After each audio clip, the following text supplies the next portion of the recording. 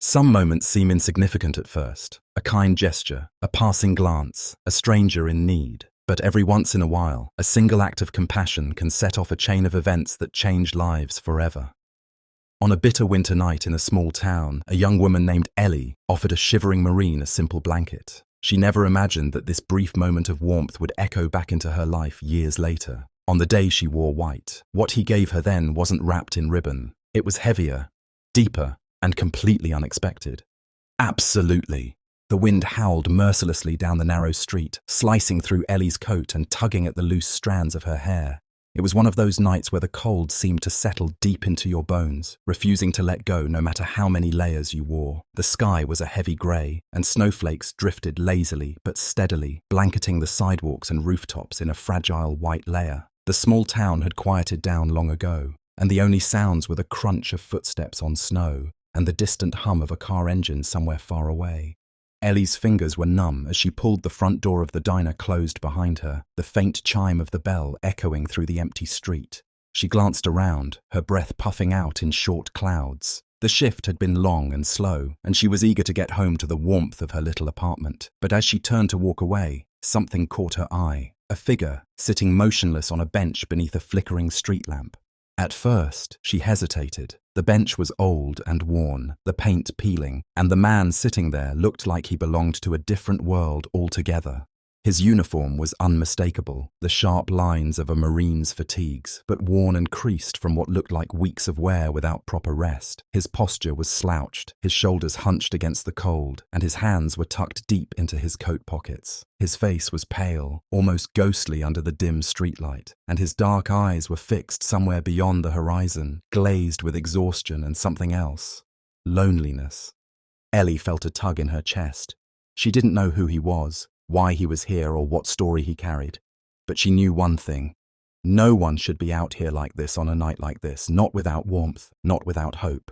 For a moment, she just watched him, debating whether she should say something. The street was silent, and the cold was unforgiving. Finally, she turned on her heel and hurried back into the diner. The bell rang sharply as she stepped through the door, and the warmth hit her like a wave, melting the chill from her skin.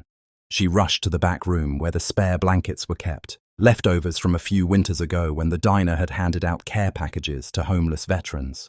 Most of them were old and worn, but one thick wool blanket still had enough life left in it to offer some real comfort. Cradling the blanket in her arms, Ellie hurried back outside. The snow had started falling more heavily now, dusting the man's shoulders with white. She stopped a few feet away, her breath catching in her throat. He didn't move. His eyes remained distant. Slowly, gently, she approached and laid the blanket over his trembling shoulders. The fabric was rough but warm, and she could feel the faint shiver that ran through him as it touched his skin.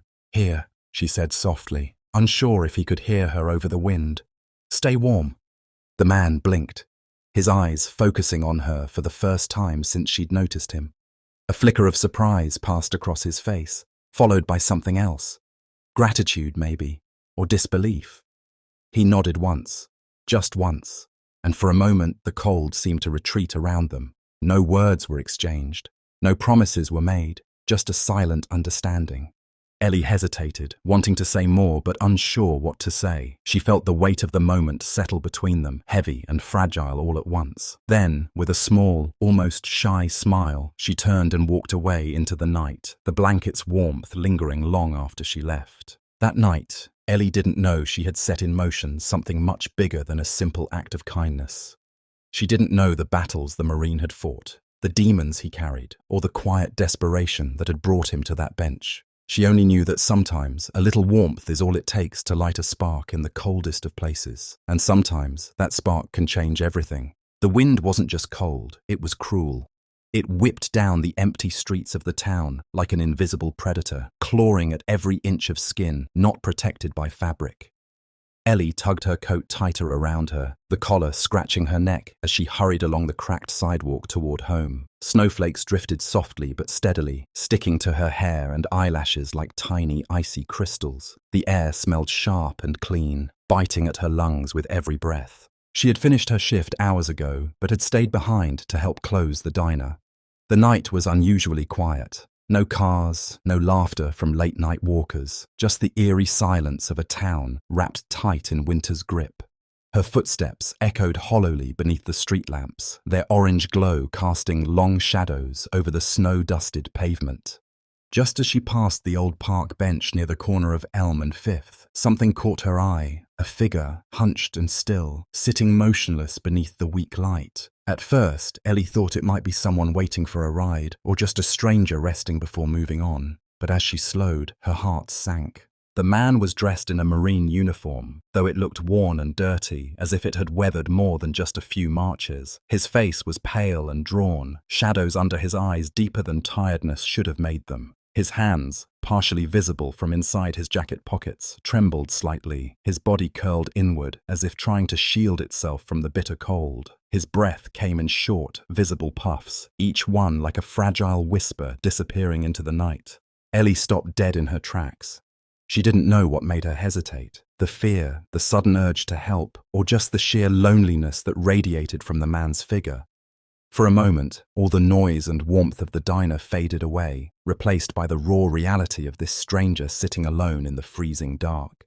She scanned his face, trying to read it, hoping for some sign that he was okay. But his eyes were unfocused, fixed on nothing and everything all at once. There was no spark of recognition, no flicker of hope, only a heavy, crushing silence.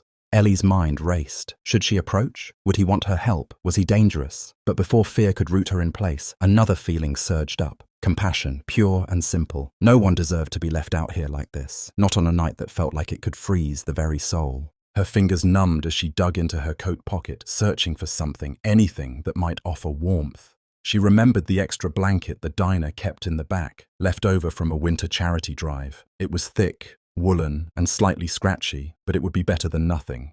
She took a deep breath and turned back toward the diner's side door, heart pounding with every step. The cold air bit at her cheeks, and she had to hurry, fearing the man might leave or disappear into the dark before she returned. Inside the small storage room, the air was stuffy and smelled faintly of old coffee and cleaning supplies. She grabbed the blanket, shaking off the loose dust, and wrapped it around her arms like a shield against the cold. Back outside, the snow was falling heavier now, settling on the bench and the man's shoulders in soft white layers. She took a tentative step forward, her boots crunching in the fresh snow. The man didn't move. His eyes remained distant, glassy with cold and something else. Pain, maybe, or despair. Ellie crouched down gently and draped the blanket over his shoulders. The wool felt rough and unfamiliar against his uniform, but the warmth seeped through like a quiet promise. He shivered, the tremors racking his body almost violently. "Here," she whispered, barely above the sound of the wind. "Stay warm." He blinked slowly, turning his head to look at her. The surprise in his eyes was clear, as if he hadn't expected kindness from a stranger, or from anyone at all. There was no smile, no words, only a slow nod. That small gesture spoke volumes, gratitude, relief, maybe even trust. Ellie felt a lump rise in her throat. She wanted to say more, to ask if he needed a place to stay, or food, or help, but the words caught in her throat, and the cold silence between them stretched like a fragile thread. The wind tugged at her coat again, reminding her how frozen the night was. She gave the man one last look, seeing something in his eyes that she couldn't name, a mixture of weariness and something almost like hope, and then she turned away. Her footsteps echoed louder now as she walked down the street toward home, the blanket's warmth still lingering in her hands. That night, Ellie didn't sleep well. She lay awake, thinking about the Marine, his story, his pain, his loneliness. She imagined the battles he must have fought, the places he'd been, the things he'd seen. The blanket wasn't just a piece of fabric. It was a lifeline, a fragile thread connecting two strangers in a cold, unforgiving world. And though she didn't know it then, that night would become a turning point, not just for him, but for her too. Ellie hadn't expected to see him again, not like this, not here, and certainly not after all the years that had passed since that cold winter night. The Veterans Fundraiser was bustling with quiet energy, a mix of somber respect and hopeful celebration. The hall was decorated modestly, with soft amber lights casting a warm glow over polished wood floors and tables draped in white cloth. People moved in clusters, sharing stories, laughter, and the occasional tear, united by their gratitude and admiration for those who had served. Ellie was there because her fiancé had insisted, He said it was important to support the community, to honor those who had sacrificed so much. She was somewhere between nervous and distracted, scanning the room as she sipped her water, feeling like a visitor in a world she barely understood. The hum of voices blended into a comforting background noise, and the soft music playing over the speakers was almost a balm against the tension she didn't know she carried. Then she saw him. At the podium stood a man in dress blues, polished and proud. His posture was upright, his movements confident yet measured. He spoke with a calm authority that commanded attention, his voice steady as he shared stories of camaraderie, courage, and resilience. Ellie's breath hitched when she recognized the sharp features, the dark hair cut neatly, and the same intense eyes, though now alive with a fierce determination rather than the distant emptiness she remembered. Michael Reyes. The name floated in her mind like a whispered secret. For a moment, Ellie couldn't move. She felt as if the air had thickened around her, the noise of the room fading into a distant murmur. Her heart pounded so loudly she was sure he could hear it. When his gaze swept across the crowd, their eyes locked. Time seemed to slow, the space between them charged with a silent recognition. He nodded slightly, a subtle but unmistakable acknowledgement. After his speech, as the crowd began to disperse and people moved toward refreshments and conversation, Ellie found herself pulled in the direction of the exit. Her fiancé's voice was distant, asking if she was all right, but she hardly heard him. And then, suddenly, he was there. Michael, standing close enough that she could see the faint lines of weariness on his face, the quiet strength that radiated from him. "You probably don't remember me," he said, his voice low but clear, carrying the same calm she had heard at the podium, "but I never forgot you." Ellie swallowed hard, struggling to find words. How could she explain the whirlwind of feelings crashing through her? The surprise, the confusion, the deep well of something she hadn't realized she'd been holding on to all these years. She started, then stopped. There were no easy answers. He smiled, just slightly, and extended his hand. "Michael Reyes." "Ellie," she replied, shaking his hand, feeling the firm grip of someone who had faced far more than she could imagine. They stood there for a moment, two strangers bound by a moment from the past that neither could fully explain. The noise of the fundraiser seemed to fade again, replaced by the steady beating of their own hearts. "I wanted to thank you," Michael said quietly, "for that night. You didn't know it, but you saved me." Ellie's eyes widened. "I'm sorry. You gave me a blanket when I was cold and alone. It was more than just warmth. It was hope, and it kept me going." Tears pricked at the corners of her eyes as she tried to process his words. She had never imagined that a simple act of kindness could mean so much. For the rest of the evening, they talked, carefully, cautiously, sharing pieces of their lives, bridging the gap that time had created. Ellie learned about Michael's deployment, the battles he had fought both abroad and within himself. He spoke of the loneliness, the scars no one could see, and the night when everything seemed too much. And Ellie shared her own story, her dreams, her fears, the life she was building. There was a quiet understanding growing between them, a fragile connection forged in the unlikeliest of ways. When the night came to an end, Michael promised to stay in touch. Ellie felt something shift inside her, something she hadn't expected but welcomed. A sense of closure, perhaps, or the beginning of a new chapter neither of them had anticipated. As she walked out into the cold night air, the snow beginning to fall gently again, Ellie realized that sometimes the past has a way of coming back, not to haunt, but to heal. The weeks that followed Michael's unexpected reappearance in Ellie's life felt like a delicate dance on shifting ice, beautiful and precarious all at once. Their conversations began slowly, at first just brief messages exchanged between busy days, careful to keep the past in its place, yet unwilling to ignore the undeniable thread that connected them. Ellie's fiancé noticed the subtle change in her, how her eyes would sometimes brighten when her phone buzzed, how she'd drift off mid-conversation, lost in thoughts that seemed far away. He tried not to let it bother him, telling himself that Michael was just a reminder of a chapter long closed. But Ellie knew better. The simple blanket she had handed over years ago had grown into something more complicated, and now, as they shared stories and memories, she was discovering layers of Michael she hadn't imagined. One evening, just before sunset, Michael showed up at her door. He didn't call first or send a message, just stood quietly on her doorstep, hands tucked into the pockets of his coat. The fading light cast long shadows on the snow-covered porch, and Ellie's breath hitched as she opened the door. "I wasn't sure if I should come," he admitted, his voice rough but steady. "But I have something for you, something I've been holding on to." Curiosity and a flicker of unease warred inside Ellie. She stepped aside, letting him in, the warmth of her apartment washing over the chill he carried.